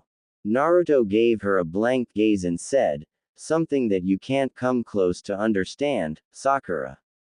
Sakura's temper flared and she moved to hit him out of habit, but the door to the classroom opened and all 3 genin watched with shock as the man who opened it got drenched from head to toe in water. Naruto smirked at that. That was a seal designed to activate when someone's chakra came in direct or indirect contact with it. He could store any element in it. Just because he was playing a prank, water was the best choice. Lightning or fire would be very painful. He turned towards the person who was most likely their Jonin sensei. XXXXXXX. Kakashi was lost in thought as he finally decided to go to the academy and collect his team. On one hand, there was Sasuke, the last member of the Uchiha clan that was still loyal to the village. Kakashi brought his hand up to the covered left eye. It was his late best friend's, Uchiha Obito's last gift to him before he died. He felt a sort of obligation to his friend to train the last bearer of the Sharingan. On the other hand, there was Naruto, his sensei's son and Kakashi's only remaining tie to his late teacher. The person he had failed to protect from the village's hatred. The Sandaime had made it very clear that Kakashi has until Chunin exams to increase the number of bonds he has in this village. If he doesn't have any bonds, he may very well leave the village and Konoha can't afford to lose its only Jinchuriki. Walking up to the classroom door, he was caught off guard when he was suddenly doused in water. Perplexed, he looked up, hoping to find a bucket, but saw nothing but a seal. Eyes narrowed, he looked around the classroom. Sasuke was looking at him with doubt, is this guy really a Jonin? Sakura looked apologetic as she bowed, sorry sensei, it is all Naruto's fault. I tried to stop him. Naruto was simply smirking at the Jonin. With Kurama's help, he had identified the chakra signature as that of Dog, the Anbu who sometimes used to protect him. However, Naruto's "I know something you don't" smirk definitely put Kakashi on edge. Kakashi was having his own thoughts about the three. Upon seeing Naruto's smirk, he concluded that Naruto most likely used a seal to play the prank. Turning to Sakura, he thought, Sakura tries to protect herself using excuses. Eyes turning to Sasuke, he saw the boy turn his face back towards the window. Sasuke minds his own business. Doesn't seem to accept the other two as comrades. He sighed internally, there is not a single shred of teamwork in this team at all. Outside, he gripped his chin in a mock thinking pose and said in his lazy voice, how do I put this? My first impression of you guys, well, you're a bunch of idiots, he finished with an eye smile. He could literally see the cloud of depression over Sakura and Sasuke's head, but Naruto kept smirking in that annoying manner, not at all fazed by Kakashi's insult. Deciding to move on, he said, meet me on the roof in 5 minutes. Kakashi then disappeared in a swirl of leaves. Startled by the sudden exit, Sasuke and Sakura scrambled and rushed to the roof, the latter scampering after the former. Naruto sighed. It was a good thing that he didn't have to hide his skills anymore. Grabbing the edge of the window, he swung his feet onto the wall and leisurely walked up it. Kakashi was as usual, buried nose deep in his porn when he felt it. Looking down curiously, he contained his surprise on seeing Naruto walk up to him. The boy was displaying a skill that not many people showed before graduating. Yo sensei. Naruto waved with a smile. Kakashi had nothing to say so he waved back, yo. It really made him feel like an idiot. Naruto walked past him and sat down on the steps in front of Kakashi. Just as he sat down, Sasuke and Sakura burst through the door, eyes widening when they saw Naruto had already reached ahead of them and was sitting nonchalantly. Sasuke's eyes narrowed. How did the Dobi reach ahead of me? Now that I think about it, I didn't see him following me and Sakura. So how did he get here? Sakura was in a similar state of surprise, but did not think much of it. She immediately sat down beside Sasuke, hearts in her eyes. Kakashi closed his book with a snap and said in his ever-lazy tone, all right, why don't you introduce yourselves? You can start first, Tinkerbell. Sakura scowled at Tinkerbell, and spoke up, why don't you go first and show us how it's done, sensei? Kakashi pointed a finger at himself, me. My name is Hatake Kakashi. I have many likes and dislikes. My dreams are none of your business, and you are too young to hear my hobbies. He finished and glanced at Sakura, motioning to continue. All the three genin sweat dropped, all we learned was his name. Sakura began speaking, I am Haruno Sakura. I like. She glanced at Sasuke and blushed. My hobbies are. She blushed harder. My dream is. She squealed this team, making Naruto shake his head in disgust. Sasuke showed no reaction. Kakashi asked, dislikes. Sakura was quick to scowl. Ino Pig and Baka Naruto. Kakashi thought with a resigned sigh, I just had to get a fangirl. He motioned Sasuke to begin, you next, Emo. Sasuke scowled like Sakura at the nickname, but spoke, Uchiha Sasuke. I have few likes and many dislikes. I have a dream, no, ambition to a certain man and restore my clan. Sakura was looking at Sasuke with hearts in her eyes and thinking, Sasuke-kun is so cool. Naruto was thinking, doesn't he know that to restore his clan he needs girls and for girls he needs some personality? Kakashi had narrowed his eye a little, as I had thought. He motioned for Naruto to begin, you next, Blondie. Naruto was not at all offended at his nickname and spoke with a small smile, the name's Uzumaki Naruto.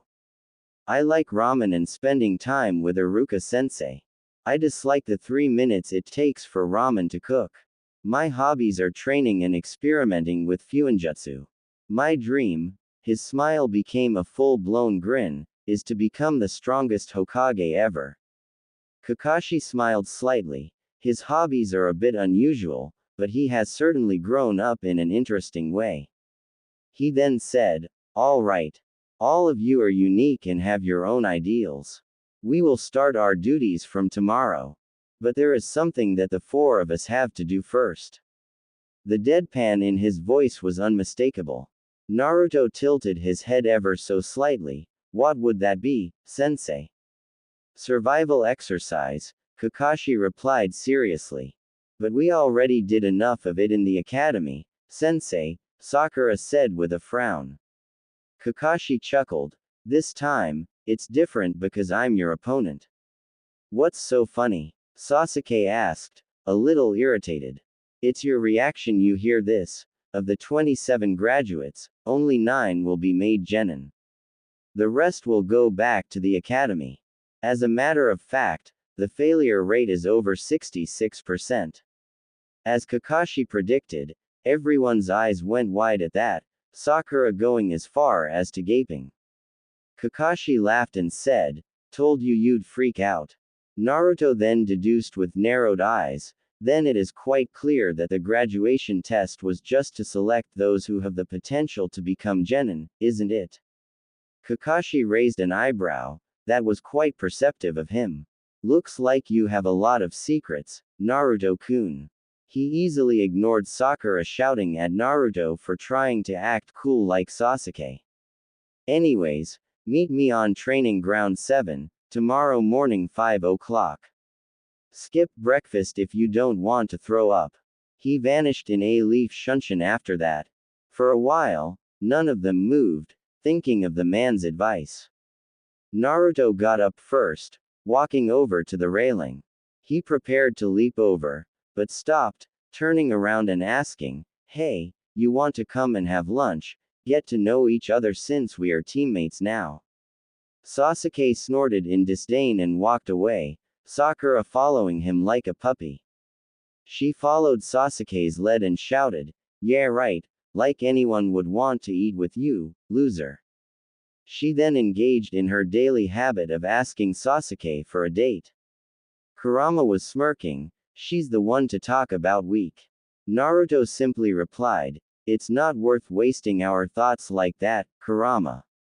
Besides, at least I tried. It's always the thought that counts." He leapt over the railing and sprinted to his usual training ground to do his training for the day. Perhaps he could even find Anko and persuade her to spar with him. XXXXXXX. Naruto laid on his bed, hands tucked behind his bed and eyes up at the ceiling. Anko was tough as usual, and she was even kind enough to let him know that he had some openings in his fighting. By that, he meant she used those openings to leave nice, big bruises. He was not worried about that though, because he had already closed those openings. Right now, he was mentally conversing with Kurama. "How much do I let loose tomorrow, Kurama? The Hiraishin is not an option. That will only be revealed in the Chunin exams and not before. You can reveal 3 or 4 jutsus that you have, but not your red lightning. You can scare Kakashi brat with your flash step though. A bit of Fuinjutsu will do as well. Oh, and make sure to use the Great Fireball. I want to see the look on Uchiha's face." Kurama replied after thinking for a bit, snickering in the end. Naruto ignored that suggestion, which means lightning jutsus are out. I can go all out in taijutsu. If I don't, Sasuke will be quick to call me out on that and I don't need any of that. Besides, it was clever of Kakashi-sensei to purposely mislead us into fighting on an empty stomach, don't you think?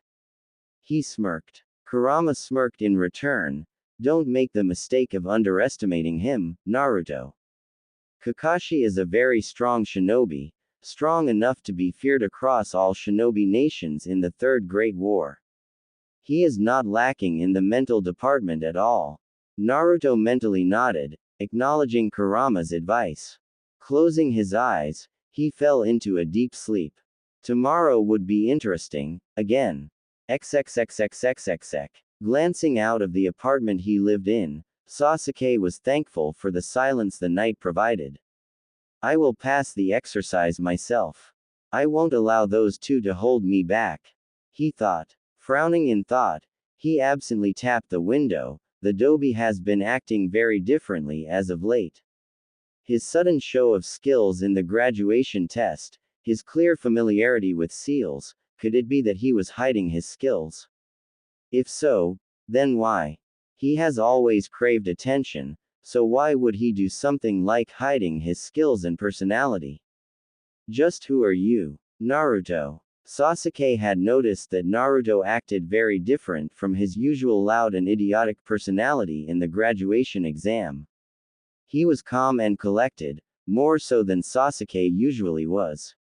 He was also understandably jealous of Naruto's newly discovered skills.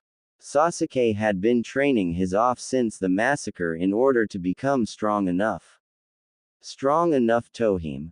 Not many people had the ability to see underneath, not even Sasuke, but he could tell that Naruto was hiding a lot of his abilities. He would make Naruto tell him, because he deserved it more than anyone else, least of all the Dobe. XXXXXXX. Naruto's eyes opened at 5 o'clock, according to his body clock. This is the time by which I am supposed to be on the training field, he thought as he got up to do his morning rituals. As he was brushing his teeth, he began thinking about Kakashi's behavior yesterday. Our sensei was late by over 3 hours to meet us and he didn't even look sorry about that. What's to say he won't do this today? He thought as he wiped his mouth. Going to the kitchen, he leisurely began preparing 4 omelets. As he cracked the eggs, he scoffed, "Skip breakfast if we didn't want to throw up." He must be crazy if he thought that we would fight him on an empty stomach. He slid the omelets onto his plate and sat down on the dining table. A quick prayer later, he was gorging them down. He couldn't think about strategies because he didn't know what the exercise would be. Finishing his meal, he walked over to the sink and washed his plate. Only Sakura would be stupid enough to skip the most important meal of the day. That girl is so thin a simple breeze would be enough to blow her away. He snickered. He went to his room and took out the seal on which he was working on. He sat down on his table and worked on it until only half an hour was remaining till 8 o'clock. He closed the scroll and began preparing for the day. He dressed up and checked if he had all his supplies in his pouch and holster. Tying his hitai beneath his left shoulder, he nodded to himself and exited his apartment after ensuring his trap seals were in place. He walked at a comfortable pace to the training grounds, eating 2 bananas in a backpack holding his lunch. Reaching the training grounds, he had to hold his laugh at what he saw. Both his teammates were there, probably from 5 o'clock, and were looking as miserable. Well, as miserable as Sasuke could look. Sakura was sitting on the ground, probably regretting not eating breakfast. As soon as she saw him, her face twisted into anger and she got up, yelling, "Naruto! You are late." Naruto looked around and sure enough, Kakashi wasn't here. Turning back to Sakura, he shrugged, "I don't know how I can be late if sensei isn't even here, Sakura." Sakura opened her mouth to yell more, but couldn't refute his statement. Her stomach decided to rumble at that moment, followed shortly by Sasuke's. Naruto raised a disbelieving eyebrow. "They really are that stupid?" He spoke with disbelief. "You two didn't eat breakfast." The mentioned two shook their head, but Sakura yelled again, "Sensei told us not to eat breakfast, baka. Why did you eat it?" Naruto glared at her, causing her to flinch. "I'm standing right here, Sakura. There's no need to yell." As for eating breakfast, he spoke as if speaking to 4-year-olds, "It's the most important meal of the day, you know." Sakura's temper got the better of her and she moved to hit Naruto. But Naruto decided to teach her a lesson and caught her fist easily, his cold eyes freezing her in her place. I suggest you stop doing that.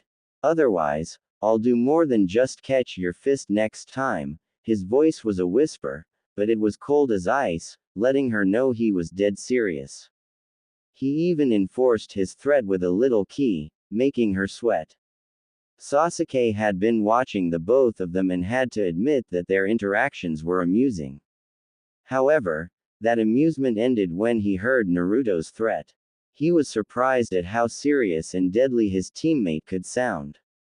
Naruto released Sakura's fist and walked up to him, asking, "Why didn't you eat breakfast, Emo?" Sasuke glared at him, refusing to answer. Naruto shrugged and walked up to the posts, setting his backpack on top of one of them. He then sat down, legs crossed and eyes closed, waiting for their sensei to show up. Turns out Kakashi was even more late than yesterday. He showed up at 10 minutes to 11, "Hi fellows. Good morning." He was sounding even more lazier than yesterday, if that was possible. Sakura pointed at him accusingly at him, "You're late." Kakashi's eye curved up in a sort of smile. "Well, you see, a black cat crossed my path, so I had to take a long cut to avoid bad luck." "Liar!" Sakura shouted. Naruto's sweat dropped. Tardiness and lame excuses. Just what's wrong with this guy? The silence became awkward and Kakashi coughed to break it. "Well, let's begin." He placed his backpack down and pulled out an alarm clock, which he set for 12 o'clock. He put it on one of the posts. He then took out 2 tied bells. "Your task is to take these bells from me before the alarm rings. Those who don't get the bells get no lunch. Not only that, I will tie you to the posts and eat lunch in front of you." Sakura's hungry, devastated face was exactly what he wanted. Sasuke tried to hide his hunger, but his stomach betrayed him. Only Naruto looked calm among them. "Naruto, why did you eat breakfast when I told you not to?" Sakura smiled, expecting Naruto to get punished, but Naruto simply replied, "You only suggested not to, sensei. You never said it is an order. Also, I'm not an idiot who forgets to eat the most important meal of the day." Sasuke and Sakura glared at him for implying they were idiots, while Kakashi just hemped.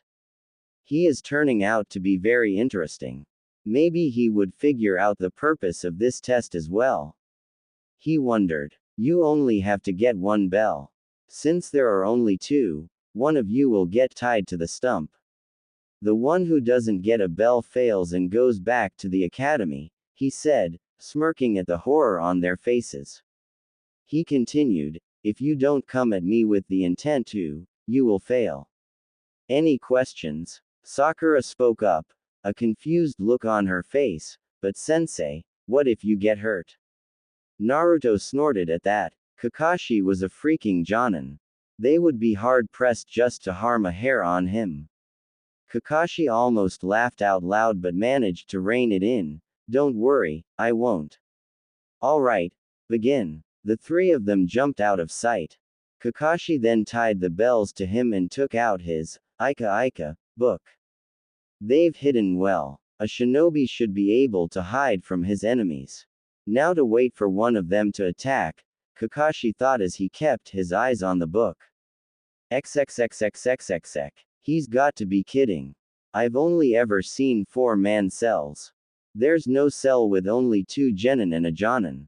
There's a different purpose to this test, Naruto furiously thought. His eyes then widened. He knows we won't be able to get the bells single-handedly. He wants us to work together.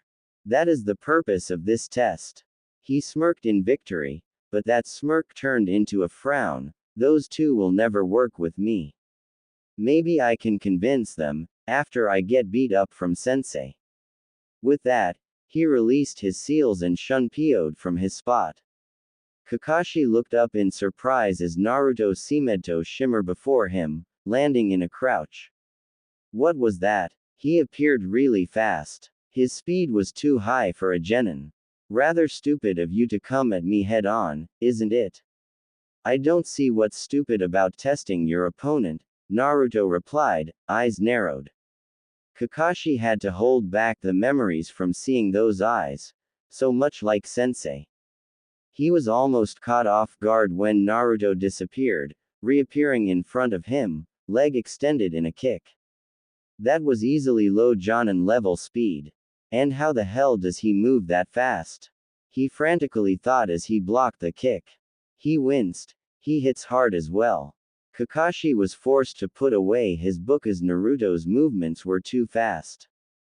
But Kakashi wasn't a Jonin for nothing.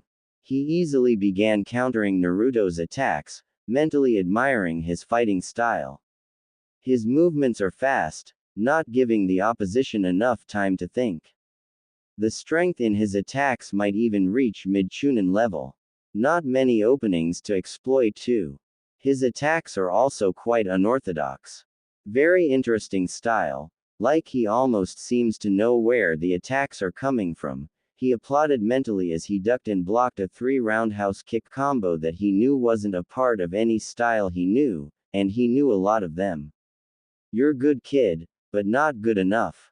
He grunted as he used the momentum of the spin kick coming towards his face. He caught Naruto by the ankle and threw him into the pond.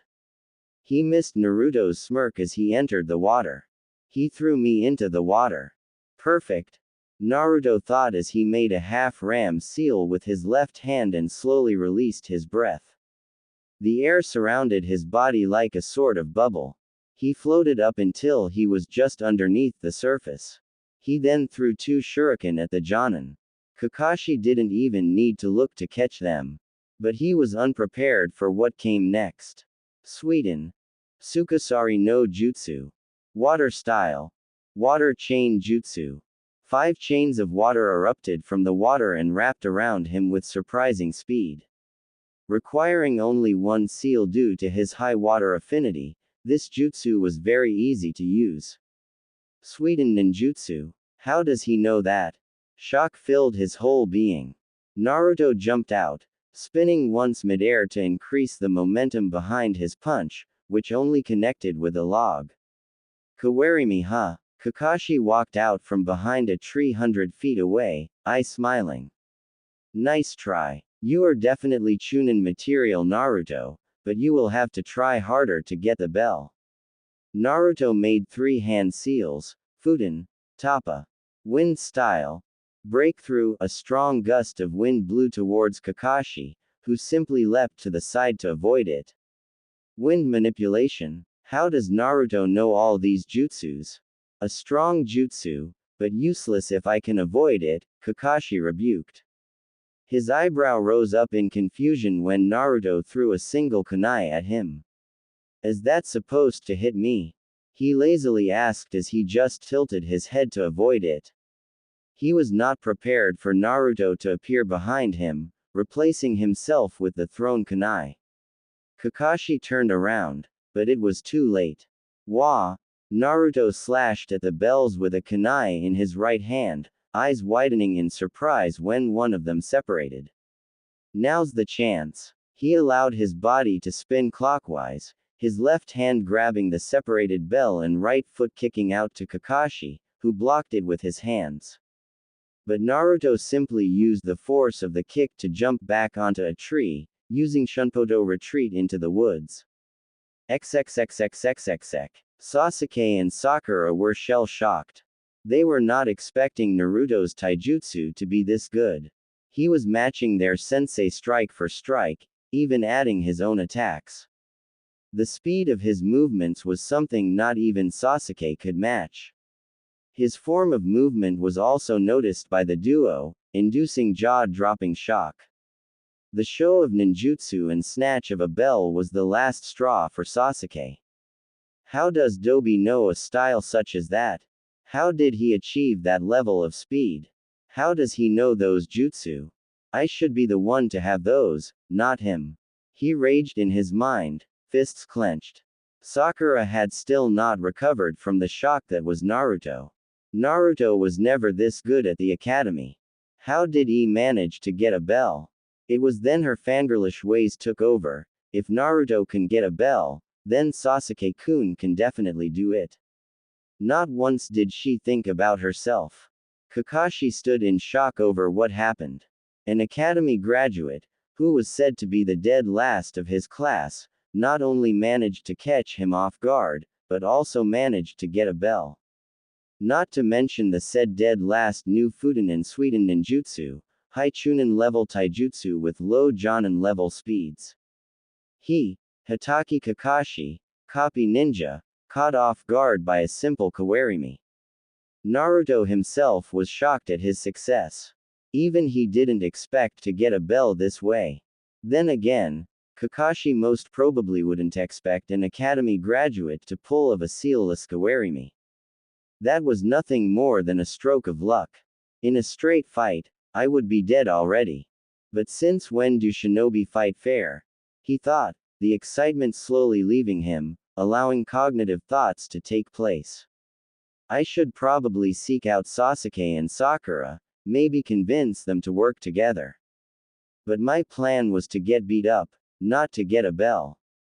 Sasuke would never listen to me now, which by extension, also includes Sakura. Damn it, damn it, damn it. He cursed. It never hurts to try. The worst that will happen is that you will fail to convince them, Kurama encouraged him. Naruto thought about it a bit and reluctantly agreed with him. He easily sensed the chakras of the two and cursed when he felt that Sasuke was furious by the agitation of his chakra. He quickly made his way towards him, hoping he wouldn't be too late. XXXXXXX. He was too late. Sasuke was already furious at Naruto's achievement, and when Naruto tried to convince him, he harshly shot his proposal to work together down and went to confront Kakashi alone. Long story short, he got hishanded to him and got himself buried head deep into the ground. On the bright side, Naruto successfully copied the Dadanjutsu Kakashi used to bury Sasuke. He sensed Kakashi casting a genjutsu on Sakura, who easily succumbed to it. He sent 20 shadow clones to fight Kakashi and defend Sakura, but the time was already up.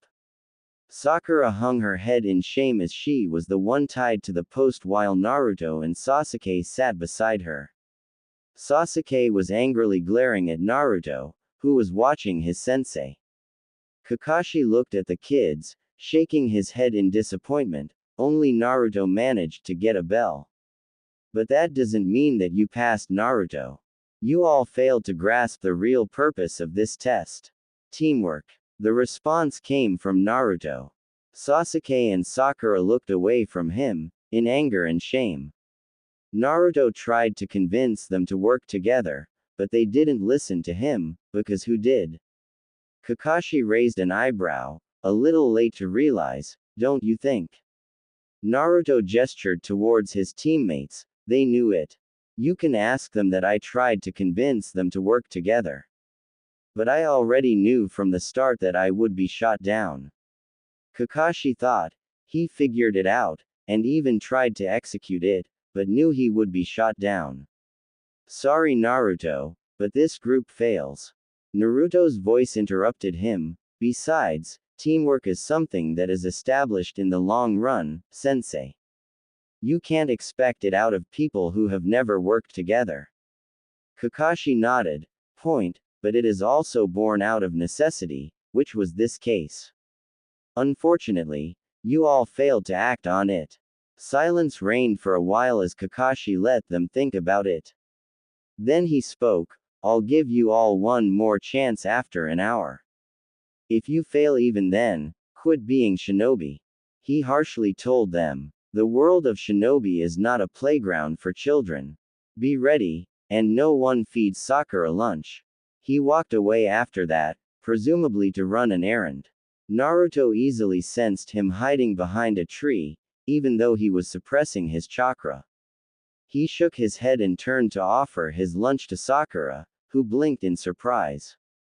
Naruto, Sensei said, it's fine. I don't sense him anyways, Sasuke said as he too, offered Sakura his lunch. She gratefully nodded at him and ate, ignoring Naruto completely. Naruto shook his head and was about to dig in when he felt a sudden surge of chakra. Kakashi appeared before them, furious as hell. I told you not to feed her. Are you ready to face the consequences? The clouds suddenly seemed to gather and sounds of thunder could be heard. Sasuke spoke up, surprising Naruto. We are a team, aren't we? We will face the consequences together. Is that your choice? Kakashi asked, still radiating fury. The group nodded as one, resolution and determination in their eyes. Like a switch, Kakashi changed personalities. You pass. I smiled at them. Naruto still stayed wary. Is that it? I smiled, disappearing. Kakashi said in a serious tone, yeah. I wanted to be sure you three would act as one. My best friend always used to say, those who break the rules are scum, but those who abandon their comrades are worse than scum. I wanted you all to accept each other as comrades. This is actually the first group I have passed. The previous ones were blockheads who couldn't get it. He gave them an eye smile and a thumbs up. Team 7 will start its missions from tomorrow. Chapter 8. Welcome to the wonderful world of D ranks. Naruto was starting to hate those words by now. It had been 2 weeks since the bell test had taken place. Kakashi had kept to his promise and started taking missions for the team the day after. Only Naruto, and by extension his teammates, refused to believe whatever they were doing were missions. Menial tasks such as fixing fences, taking dogs out for walks, manual labor on farms. Naruto was confused as hell as to how these tasks could be labeled in the same category as missions.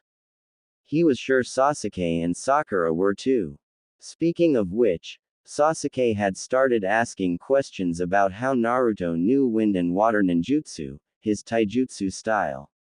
He even had the nerve to demand from him all the jutsu he knew. Naruto had told him in no uncertain terms that unless Sasuke was willing to share jutsu from his own repertoire, Naruto had no intention of telling him what he wanted to know.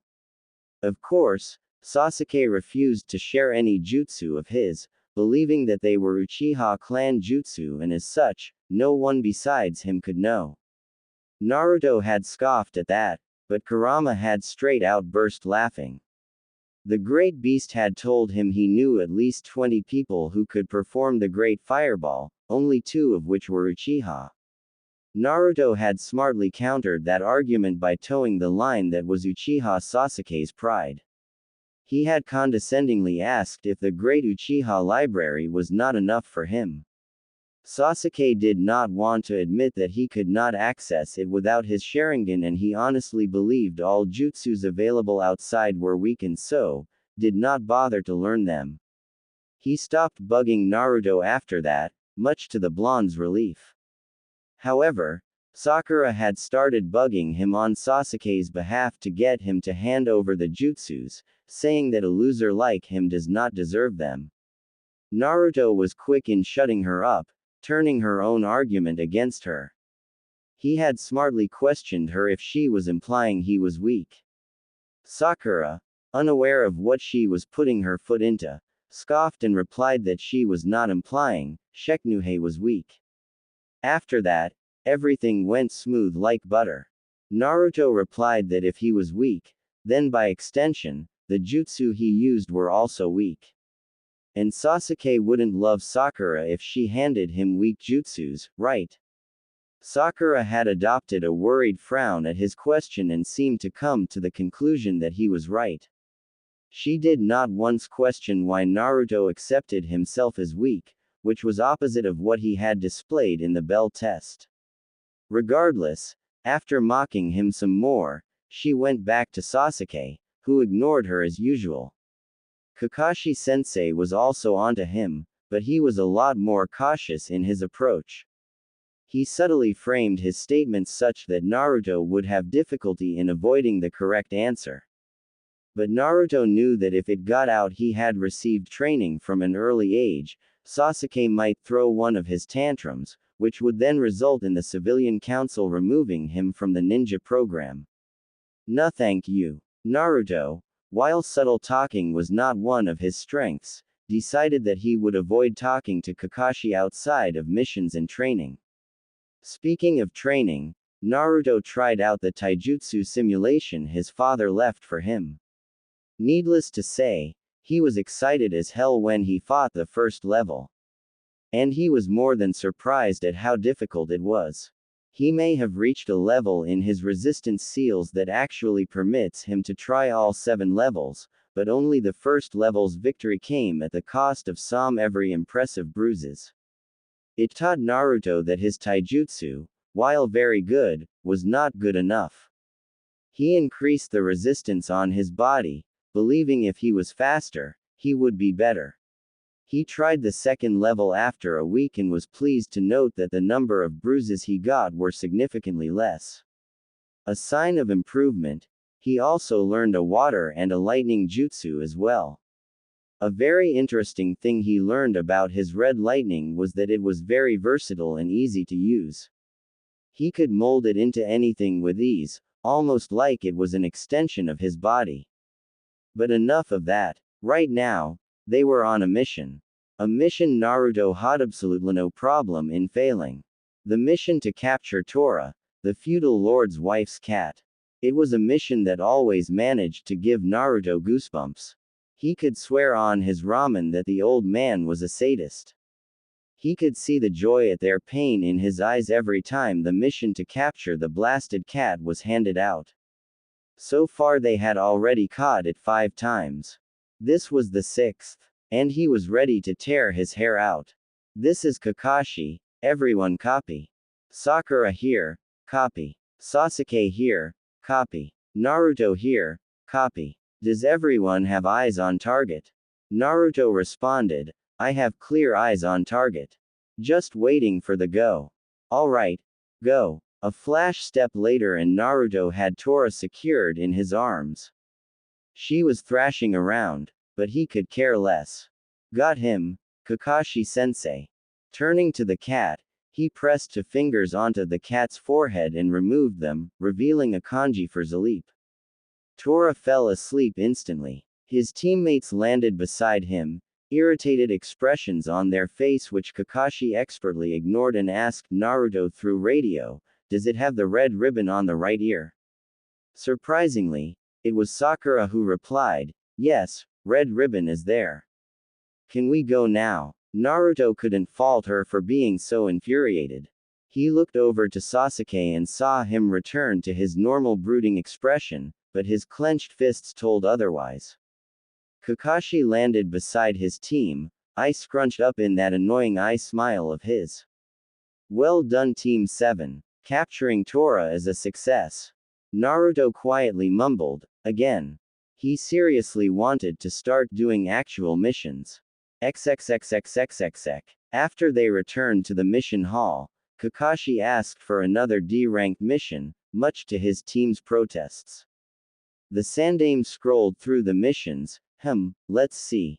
There is a fence that needs painting, weeding to be done, dogs to be walked. How about a real mission this time, Gigi? Like AC rank? He asked the Hokage, tired of doing the chores these people called missions. Sakura was quick to scold Naruto, Naruto. Show respect to Hokage-sama. Surprisingly, she didn't try to hit him. Must have scared her back there, he mused. Naruto. Iruka spoke with a frown, you can't demand missions like that.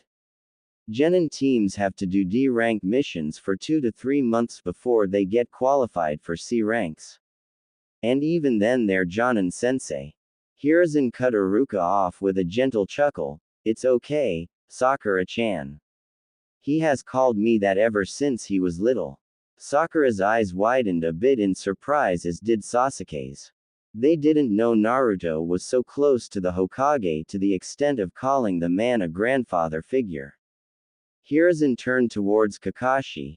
Kakashi, do you think your team is ready for AC rank mission? Kakashi thought about it a bit. Naruto, Sasuke and Sakura's teamwork had progressed at a slow rate, but he can say that their teamwork had become decent. One development worth mentioning was that Sasuke now held a one-sided rivalry with Naruto. With Naruto starting to hide less of his abilities, it became even more clear that he had Sasuke outmatched in ninjutsu because of his wider repertoire of jutsus, not to mention that Naruto had shown he could use 3 elements and had monstrous chakra reserves due to being a Jinchuriki and an Uzumaki, easily dwarfing Sasuke's reserves. Fuinjutsu already gave Naruto an edge that Kakashi knew Sasuke would not be able to match. The Jonin suspected Naruto was hiding a lot more, but didn't call him out on it. He kept a close eye on Naruto during the D ranks, but Naruto held his edge. He didn't give the two boys any chance to spar, knowing that because of Sasuke's inability to accept someone, especially Naruto, was stronger than him would cause the spar to escalate into something much serious. Kakashi was not dumb enough to take that chance. Anyway, Naruto had unintentionally become Sasuke's reason to get stronger. Kakashi reasoned that Sasuke held his brother, Itachi, in a much higher position than Naruto and wanted to become stronger than Naruto, so he could finally him. Another positive development was that Sasuke didn't completely alienate himself from his teammates. He held a strange companionship with Naruto, deeming the boy tolerable. Maybe it was because Naruto had metamorphically extended a hand of friendship towards the lone Uchiha by displaying a bit of what he was capable of, and Sasuke respected those who had power. Taking all of this into consideration, Kakashi finally spoke. "Hi, I believe they are ready, Hokage-sama." All 3 genin had different reactions to this. Sakura sighed in relief, not wanting to do D ranks anymore. Naruto pumped his fist, exclaiming, "Yes. Finally." Even Sasuke smirked a bit. He felt doing D ranks held him back from getting stronger. Maybe getting some real-world experience like encountering bandits and foreign shinobi would make him stronger, he mused. Hiruzen nodded and browsed through the pile in front of him. "Let's see." Found it. Simple escort and protection mission to Wave Country. Your client is a bridge builder named Tazuna who wants you to protect him until he completes building his bridge in Wave. Kakashi took the scroll. Mission accepted, Hokage-sama. Hokage then turned to Iruka. "Send Tazuna inside." Iruka nodded and went out of the room, returning 2 minutes later with an old man wearing a straw hat and holding a bottle which obviously contained alcohol. Naruto wrinkled his nose. The odor was not pleasant at all. Tazuna looked at the team of genin and slurred. "These are the brats that are supposed to protect me. I paid for real ninja protection." "Funny of you to say that, considering you didn't even notice me move," a voice came from behind him. Tazuna whipped around with wide eyes, but couldn't spot the owner of the voice. "Over here, you drunkard," the same voice drawled, making the man whip around again, eyes locking onto a mop of blonde hair. Intense blue eyes stared back at him, silently mocking him and his earlier statement. Kakashi intervened before Naruto could scare Tazuna even more. "Naruto, please don't scare the client," he reprimanded in his usual lazy voice, which didn't sound like a reprimand at all. "Kakashi-sensei, you're no fun at all," Naruto sighed despondently, walking back to his place beside Sasuke. Kakashi assured the builder, "You have nothing to be afraid of, Tazuna-san. My genin are among some of the best upcoming ninjas of this village. We can easily take care of a few bandits." Instead of making the man relax, Tazuna tensed up a bit at the word, bandits. Naruto narrowed his eyes a bit at that. Protection from a jonin would be enough to make anyone relax, so Tazuna tensing up didn't make sense. He's hiding, or more probably, withholding some information, Naruto.